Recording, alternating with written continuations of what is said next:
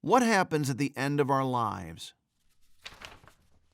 Well, at the end of our lives, we die. Death consists in the separation of body and soul. And because the soul is the principle of life and unity in a living being, the body begins to decompose as soon as a person dies, that is, as soon as the soul leaves the body. Now, the human soul, as we have said in the beginning, is eternal. It is something spiritual, and therefore it can't fall apart or break. After death, the human soul comes before God. There, man will receive the reward for the good and bad that he has done. This process is called the particular judgment.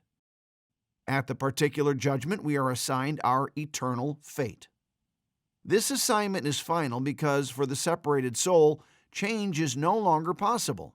The soul stands before God as it left this world. Theologians have described this unchangeableness of the soul after death using this example. When a tree falls, it lies as it fell. And so it is with the soul.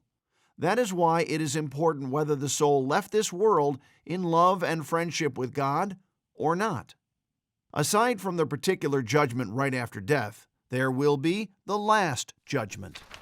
The last judgment will occur at the end of the world, when this world and universe pass away and all earthly things come to an end. At the last judgment, the body will receive its share in the eternal fate of the soul. Our bodies will resurrect. What exactly they will be like is more difficult to imagine. St. Paul compares our body here on earth and our future glorified body to a seed and the plant that grows from it.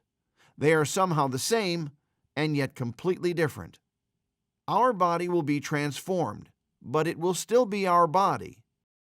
But now, why should the body even rise from the dead at all? It is, after all, so earthly. Well, the fact that our body will share in the fate of the soul is certainly quite fitting. We are, after all, not just souls, but beings with souls and bodies. The body is part of what makes us human beings. How much of it is a true part of us is quickly illustrated by the following example. If I slap someone, I can't say, "Wow, did you see? My body just hit your body." No, slapping is done by a person, and it's also a person that is being hit, for the body is a part of the human person. And that is why it is fitting for the body, which had its share in the good and the bad we did in this life, to also partake in the eternal destiny of man.